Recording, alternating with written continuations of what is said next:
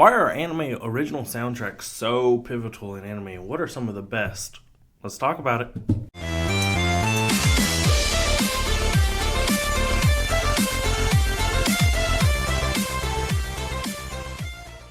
Hey guys, welcome back. It's been a few weeks. I do apologize.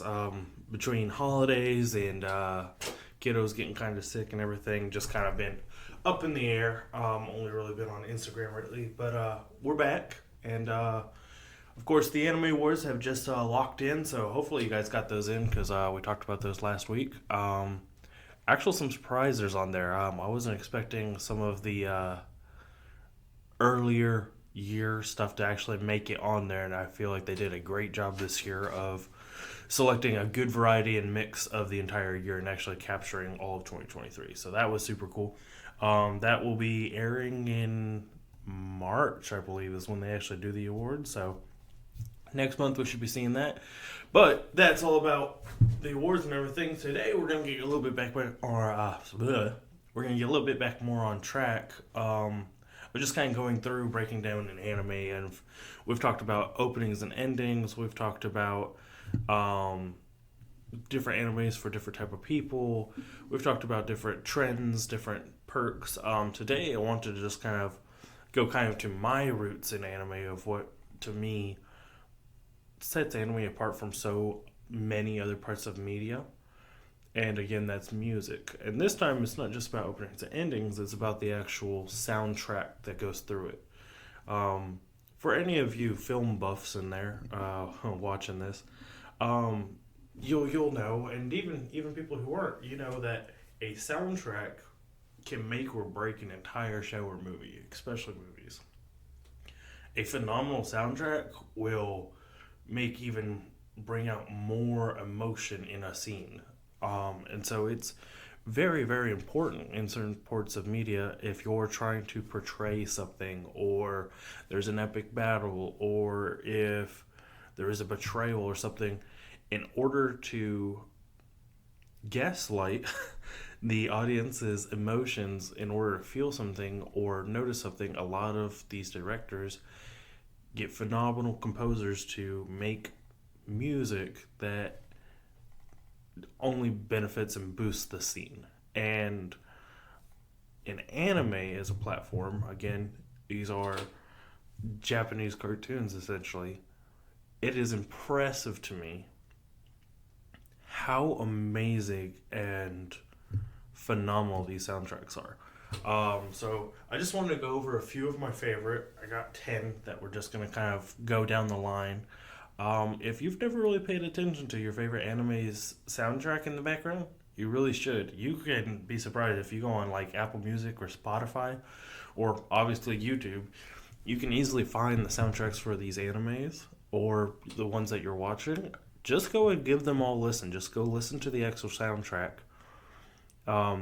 Maybe you'll remember like, oh yeah, I remember this playing in this scene or different things, but you'd be surprised just like how like thrown into that world you'll be just listening to the soundtrack. So I guess we'll just kind of jump into it and I'll give more explanation as we go. I've noticed with these, this has actually been like a fun platform for me to not work out social awkwardness, but a little bit, I guess. But just really, I'm everywhere, as you guys have known, just watching. So I'll just think of something and we'll just kind of go with it. But starting off on the soundtrack, and you will see a lot of fantasy animes on this, because Fantasy World specifically, it's kind of important to be able to really feel like you're in that world. Really understand, like, okay, this is another planet. This is another country. This is everything. And a lot of fantasy anime makers want you to feel that. And so starting on the list at number 10, I've got Danmachi, which is picking up girls in the dungeon. It's, if you have Netflix, it's on Netflix. It's of course on Crunchyroll, but it's a harem, silly little fantasy anime. What I like about the show, and especially the soundtrack, is while it is goofy, like the entire point of it was supposed to be kind of funny, the writer essentially wrote a very, very serious fantasy anime, well, manga, and then realized, you know what, like I'm like let's cut loose and make it fun, and so it became this funny little harem anime on the side. That's why if you're watching it, it is phenomenally like done in like terms of combat or the actual world building, and then it's just got this also like just funny harem niche to it. But its soundtrack does a phenomenal job putting you into his environment, from everything of him training to him going into like my favorite songs, and I'm gonna see if I can put some of these songs like in there. I know I'll at least be able to put links, but my favorite songs from like Don Machi are when he goes into the taverns. When he goes into the taverns, you get these old-timey just drums, flute, and maybe a violin just in the background, just beautiful music, just kind of immediately throws you in that atmosphere. It's relaxing, it's fun, super enjoyable, and it's very easy to get lost in that. In fact, there's a few songs off of kind of all of these that I've put in different playlists, from anywhere I'm going to sleep to I'm working out. A lot of fun. Number 9, and I know some people are like, why is it this higher? But number 9 is Naruto. Now, the reason it's not like number 3 or number 1, okay, is, and I've noticed this with a lot longer running anime, be it stylization choice or just how they wrote it. A lot of huge mainstream animes will kind of create a good solid plethora of songs, and then if they do continue to make more songs as they go in later seasons, they'll usually only use the original songs and just add a little twist to them. And while Naruto, of course, has amazing soundtrack, in fact, it's on this list of all the hundreds of animes I've watched, it, towards the end, like when you start getting into later seasons, it, to me, starts to drop off a little bit. But it does have extremely iconic original soundtracks from the of the different marching of the Leaf Village and all the different stuff. Super recognizable and amazing soundtrack as well. Just I don't have it rated higher just because I enjoy, if a show is going farther, for it to also bump up its variety. That's more of a me choice, but absolutely worth go listen to it. Number 8 is Demon Slayer. So obviously we know Demon Slayer's good. Obviously. One of the most amazing things to me about Demon Slayer is Demon Slayer makes sure that it uses traditional Japanese instruments in its original soundtrack. So a lot of these on here, while they're stylized to traditional or they're set to an atmosphere, a lot of them don't actually execute like using erus or other Japanese like traditional folklore instruments. Demon Slayer does. You can hear a lot of the wood picking. You can hear the actual eru, the one string. Like you can hear all these very unique Japanese sounds, which I think is super important in a show like Demon Slayer, where they're literally basically samurais. I mean, it's the style of the show is very traditional. The footwear to the outfits, they all have this traditional feel, so it's very important to have a traditional feeling soundtrack to also be feeling that you're in the shoot. Even, of course, we're not getting into openings, but even like in the Sword Village training arc from last year that just came out, like even in that opening they made sure that it had traditional instruments and stuff in it, and it sounded phenomenal. So that one's why it's up there. It easily kind of throws you into that atmosphere of old tradition Japanese, and love it.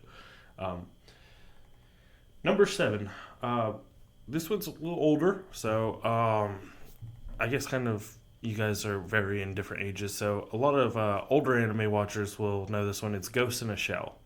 Now, Some people know the movie. I'm not going to yes or no on the movie, but the original soundtrack, because it's a very futuresque, almost cyberpunk world.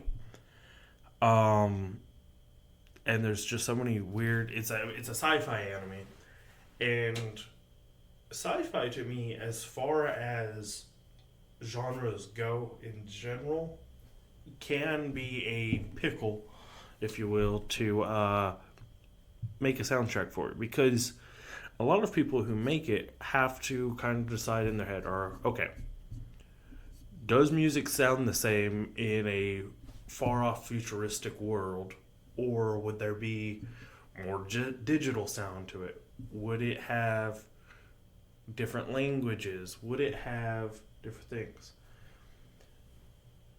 So when a sci-fi show or movie, or really just any type of format, really comes out with a great soundtrack, it sticks and it sounds amazing. Ghost in the Shell is one of those. Ghost in the Shell is super impressive to me because they created their own language in certain songs. Like, a lot of it you'll listen to, and some of it is, yes, Japanese, some of it's even Russian. But there are a few songs where they created their own language, so it's not actual real world words in the real world, but it sounds beautiful. Beautiful. It reminds me, if any of you guys have played Nier Automata,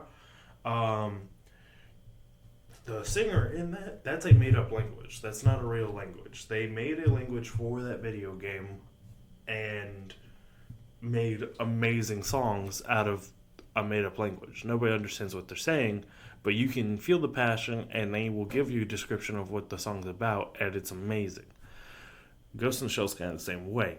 They have so many different soundtracks that just, one, throw you into this futuristic world that is this mystery of going on, and then they have some where they actually have singers singing in this other language, and it makes you feel like you're there. It makes you feel the passion of the story. It's amazing. Inner Universe is one of their soundtracks as well. That's on their original soundtrack, and it's one of like the highest rated songs of like any soundtrack ever. Like, there's a very good chance if you've never watched Ghost in the Shell, you've heard that song and you just never recognized that's where it was from. Definitely go look out Inner Universe. That's a mind-blowing song. Amazing. Back on track. This one kind of seems like a cop-out, but it is just so good of a soundtrack. But at number 6, Your Lie in April. Now, it's a music anime. It's about music. Of course it's going to have good music. Or so you'd think. You know, there's certain animes where I feel like the soundtrack for them was more about the certain songs that maybe they make in the anime, and they didn't really care too much on the actual leisure soundtracks.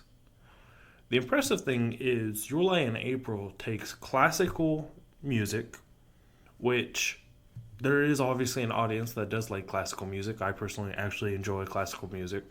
But a lot of your normal music listeners aren't listening to Mozart or Beethoven or any of that. They're not listening to Bach. Like, that's not the normal, hey, I'm at the gym, take off your headphone, what you listening to, bro? Oh, it's the Flight of the Valkyries. Like, that's not a normal thing.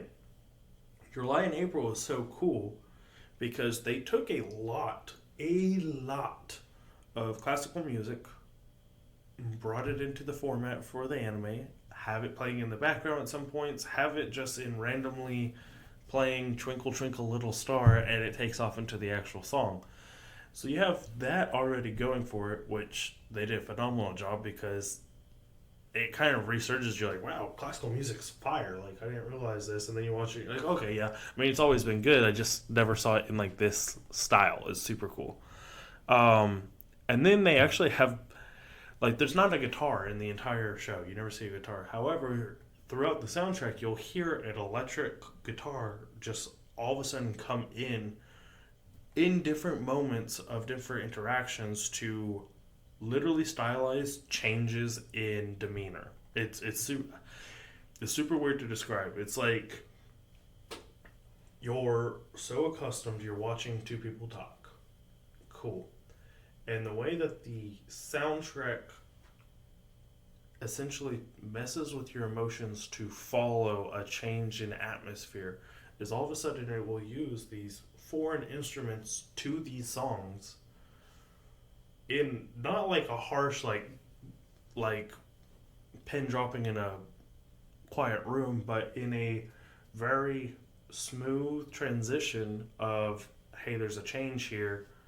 Oh snap, he's in a fight with her. Oh snap, he's going through abuse. Like, it was super cool to see them use just slight changes to original music that's been there for years now to work in the favor of the story. Super cool. So phenomenal. Excuse me. Your Lie in April is one that anybody should watch, but make sure you're watching it in the right side of mind. It does have some tones that are a little sad that I don't suggest watching if you're not doing all right. But phenomenal soundtrack. Absolutely should just listen to the soundtrack. Phenomenal. Fire. All right. Now we're going to see how many people I make upset. So number 6. Yeah, 1, 2, 3, 4. No, sorry. Yeah, number 5 is going to be Attack on Titan. Yeah, well, I know. A lot of people absolutely love Attack on Titan. I do, too. And a lot of people will probably say that Attack on Titan soundtrack should be 1 or 2 as well. If I didn't upset the Naruto fans, I'm upsetting the Attack on Titan fans. Now, Attack on Titan is phenomenal, especially in terms of soundtrack. In fact, I'd go as far as to say Attack on Titan has one of the best soundtracks that highlights singers. They have several different original soundtrack songs that will all of a sudden just break out with different singers in them, and it sounds familiar. Barricades, phenomenal song. There's a few others. Fortress, phenomenal. Like, they have just these amazing songs that highlight bursts of energy. But that's the Attack on Titan gimmick. So, what I mean by that is that it's not a bad thing. Attack on Titan's soundtracks are loud soundtracks. They are used for huge moments. You really will not notice much of Attack on Titan's soundtrack in the background at all, except when things start happening. So if all of a sudden Titans appear, or if all of a sudden there's a fight between Eren and somebody, or if people flip the table and start fighting, all of a sudden you'll hear just literally the volume knob go whoosh, and you'll just hear all this music play. And it's phenomenal music. Phenomenal. You'll see them get into fights. You'll see Barricades is literally them holding the fortress. They're all in the top, and there's Titans coming around. That's when you first really see the Beast Titan off in the distance. You see all this stuff going on, and all of a sudden, as stuff starts happening, that volume goes up. This amazing soundtrack comes out, and it's phenomenal. So, Attack on Titan has a solid soundtrack. However, as far as just watching the show, if you're listening into the background during anything else, you really won't notice much. It's just pretty much almost ambient noise, which is a cool stylization choice because obviously it works and it does a phenomenal job. But that's the only reason I don't have it higher. Is it's like its peak is peak, but it's like low. The rest of the soundtrack, if you're going through the soundtrack, is a lot weaker in comparison to their breakout songs. Their songs that are for fighting, their songs that are for change. It's all different. Now, again, should note that is kind of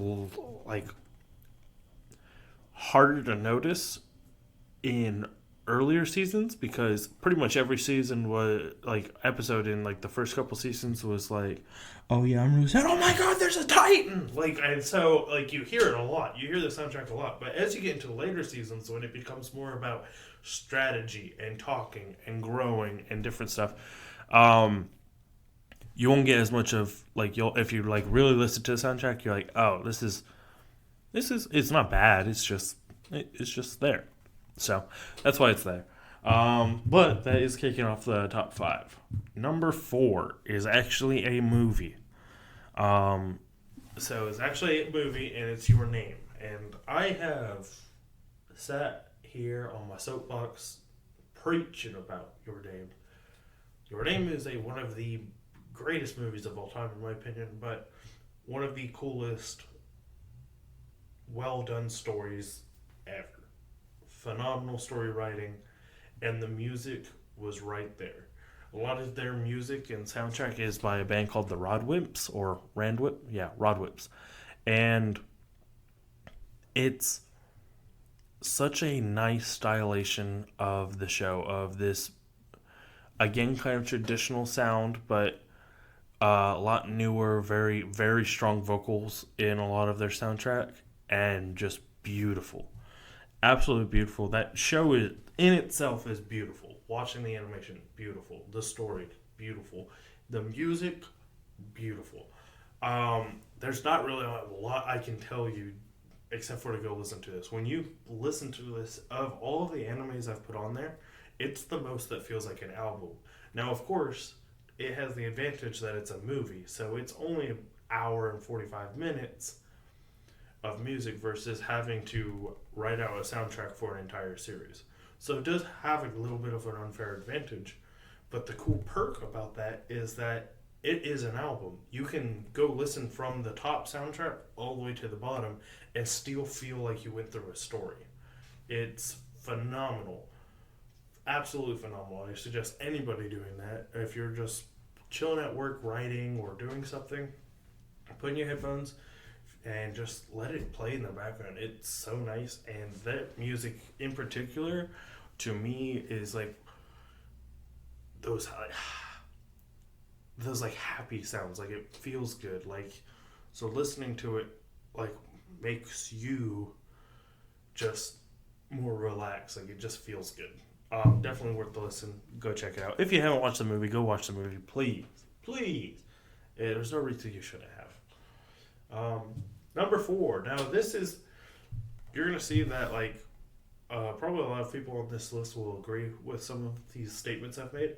These top four are gonna be a lot more my favorites. Okay, so am I saying my list is the best list to listen to? No, go listen to the music in yourself. This is my list, so back off. But this is my top four, and they all have different reasons of why they're up there. But number four is Made in Abyss. For those who haven't watched Made in Abyss is a show that just immediately throws you into this world with this little village with these little quaint people and these kids that essentially the job, the story or like leads you to perceive is that there's this huge pit in the middle of this town. Huge pit. And the characters, which are these kids, are supposed to go down into the pit and bring back treasures and relics. Now, the further they go, the more consequences they have to come back. So the very beginning of the show is this kind of lighthearted, you meet these characters, they're cute, these adorable characters that are really traversing this beautiful, like, unknown world. Like, it feels like exploring. It feels like, if you ever watched Journey to the Center of Earth, when they first go under the crust and they come out to what seems like a almost new planet. There's like beautiful trees and it's a whole different like world almost, even though it's on the same planet.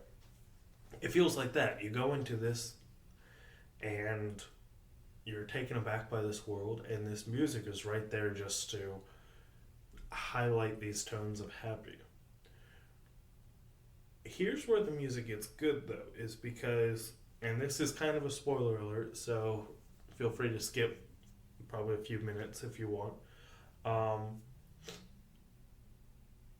Made in Abyss takes a turn it becomes a very, very dark and serious anime. Because as they progress, they start to realize, like, one, they can't make it back. Because anytime that they go up levels to return, consequences happen to them. That can be everything from them literally bleeding out of their eyes to, if they're so deep, they will die if they literally take one step higher. Like, it's that crazy. The music also fools you. So just like anybody unknowing starts watching the show and they're like, oh my goodness, oh wow, this is beautiful, oh my gosh. The music is right there to do that too. The music is beautiful, stylization, sets you like in awe of the world. Honestly, it's just a beautiful soundtrack.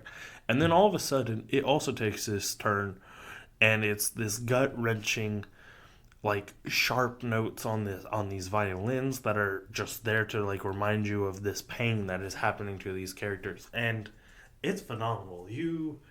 That soundtrack, even on some of these, will lock you in so hard into the show. You'll not realize that you've watched 30 episodes and you're just so engaged with the beauty of the show and the soundtrack just there almost controlling you. Like your body loses control watching the show because of the soundtrack. So that's number 4. Oh, sorry. That was number 3. I'm losing my track. Sorry. Number 4. Did I just say number 4? Oh my gosh. Man, I gotta actually write numbers when I'm doing this. Anyway, so number 3 was Made in Abyss. Number 2 is a show called Spice and Wolf.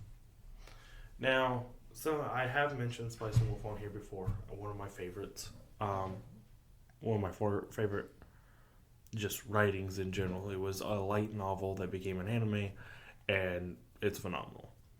For those who have watched the show, or those who haven't, it is about 2 characters. Lawrence, who's a spice merchant, and Holo, who's a wolf god, essentially. Best way to put it. This show, and especially because it was a light novel, this is very true about light novels. Because it wasn't in a manga format where it's comics and you're going, it was a light novel. There's a lot of dialogue in this. It's an amazing show, and anybody should go watch it. But it's a dialogue heavy show. There are hints of action here and there, but it is mostly these 2 people traveling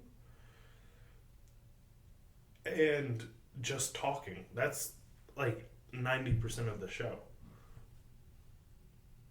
Yet somehow this soundtrack not only makes you enthralled with this, it gets you on the edge of your seat. This music uses a lot of violin and a lot of traditional sounds, especially making it feel, I don't know, it makes it feel like it's in this old era where there are still like these little traveling merchants and different things. It sets you in this old-timey vibe, and it just takes you on it's the closest to Freyren that just came out last year that I was talking about the elf, that you can get. Like, that show is also very heavy dialogue that does have action scenes and stuff, but it's mostly about her going through this world and talking and learning all these different things. This is also very true about Spice and Wolf. In fact, I'm so curious to see how the music will be, because the entire show is getting a remake. I want to say sometime this spring it will be airing. Kind of got like mixed feelings on that. Hopefully it goes really, really well. If they can just take off, because they only got to 2 seasons last time, and there is far more material than just 2 seasons. But it'll be interesting to see what they do with the music, because growing up, first listening to that soundtrack, like, it was, I didn't think I would normally have just watched 2 characters have dialogue like that.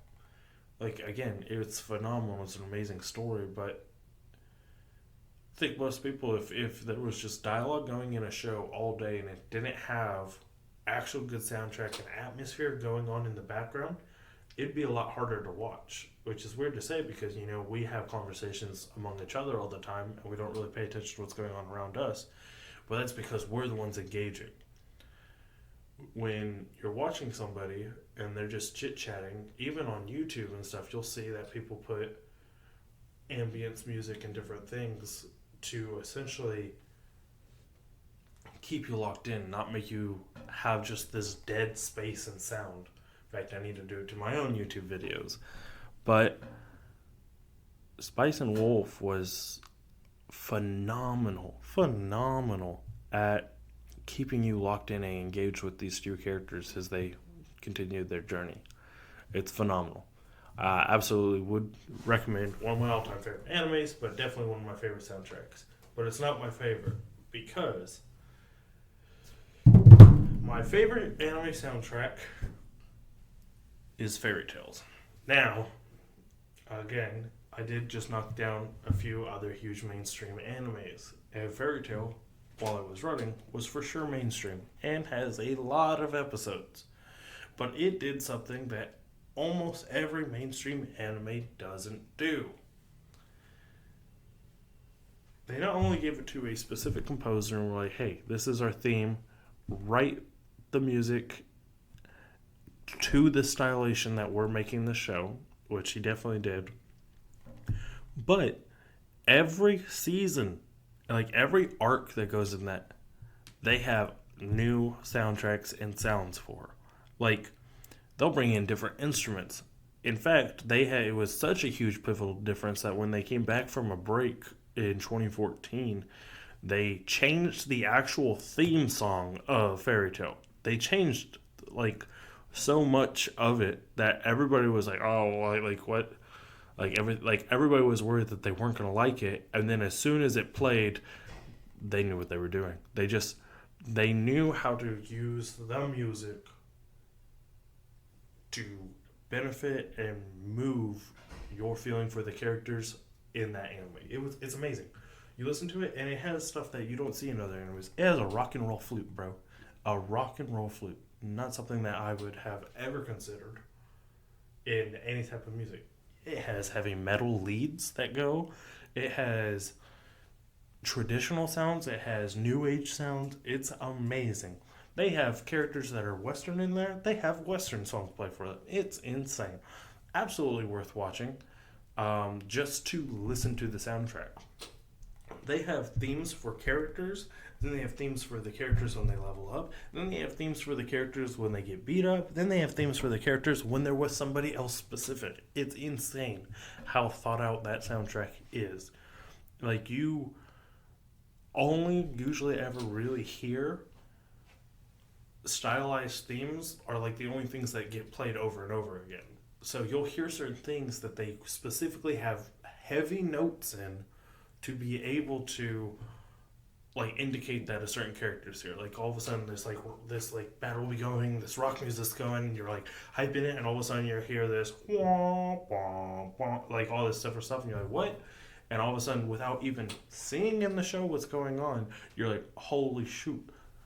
Somebody else I know has just joined the fight. Like, you're like, oh my goodness. Like, it enthralls how amazing it is. It's also a soundtrack. If you go and listen to it, the writing and animation is locked in on cues with the actual sound. So, a good example of this in Fairy Tail, there is a song called Third Generation Dragon Slayers. And it's during the Grand Magic Games when Natsu has to fight oh come on, I'm gonna forget the names really. Sting and Rogue. He's gotta face the two other Dragon Slayers from the other guild that are the new generation Dragon Slayers. He has put Gajil like in like a train cart and sent him on his way, and he's like, I've got this.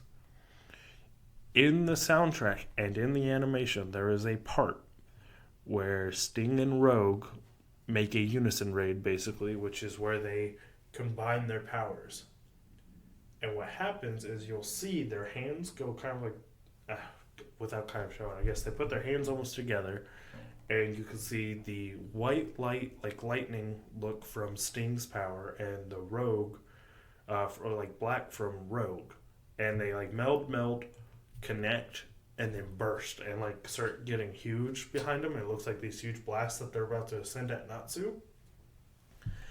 As it does that and it shoots off like that, the actual music slows, gets all slow for a second, not just like volume going down.